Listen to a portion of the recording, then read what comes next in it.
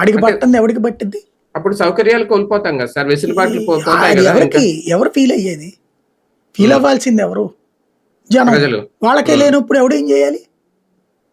ఇప్పుడు నా కులపోడు అధికారంలో ఉంటే చాలు, వాడు ఏం నాశనం చేసినా పర్లేదు, ఇసుక దోచుకొని ఇంటి దగ్గరే బెల్ట్ షాప్ పెట్టనియ్యి, లేకపోతే కనుక మెడికల్ కాలేజీలో సీట్లు అమ్మేసుకొని, ప్రైవేట్ మెడికల్ కాలేజీలు పెంచుకొని ఏదో ఒకటి బతికేస్తున్నాళ్ళే చాలు అనుకుంటే ఎవడిని పట్టాలి? ఎవరికి పట్టేకి సమాజం?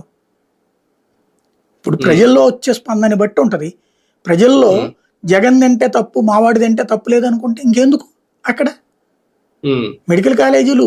ఇదివరకు ప్రైవేట్ కాలేజీలే, తెలుగుదేశం అధికారంలో ఉంటే ప్రైవేట్ దాన్నే ప్రోత్సహిస్తుంది. మెడికల్ హాస్పిటల్ అయినా, మెడికల్ కాలేజీలైనా, లేకపోతే మామూలు కాలేజీలైనా సరే, అది మొదటి నుంచి ఉన్నటువంటిది.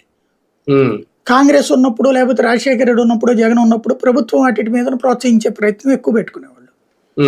మరి దానికి సంబంధించి తెలుసు కదా, తెలిసి కూడా నువ్వు ఎన్నుకున్నప్పుడు ఎవడేం చేస్తాడు? ఇక ఎవరు ఇది? ఆ తల్లిదండ్రులు.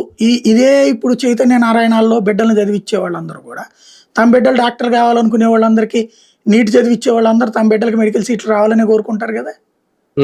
ఇప్పుడు వాళ్ళందరికీ నష్టం అవుతుంటే వాళ్లే స్పందించాలి కదా. వాళ్లే తెలుగుదేశం ఓటర్లు, వాళ్లే జనసేన ఓటర్లు. దెన్ వాళ్ళకే లేనప్పుడు ఇంకేం? వాళ్ళు కోరుకుంటుంది అదే అయినప్పుడు ఎవడేం చేయాలి? కానీ ఒకటి సార్, ఇప్పుడు ఇటువంటి డెవలప్మెంట్ ఆస్పెక్ట్ లోకి రావా? ఇప్పుడు పెద్ద పెద్ద పరిశ్రమలు తీసుకొచ్చేసి కంపెనీలు, టీసీఎస్లు ఇవన్నీ తెచ్చేసి అదే డెవలప్మెంట్. గవర్నమెంట్ మెడికల్ కాలేజీలు, ఇప్పుడు ఇంతకుముందు జిల్లాకు మెడికల్ కాలేజ్ అన్నారు, అలాంటివి వస్తే చాలా సీట్లు వస్తాయి.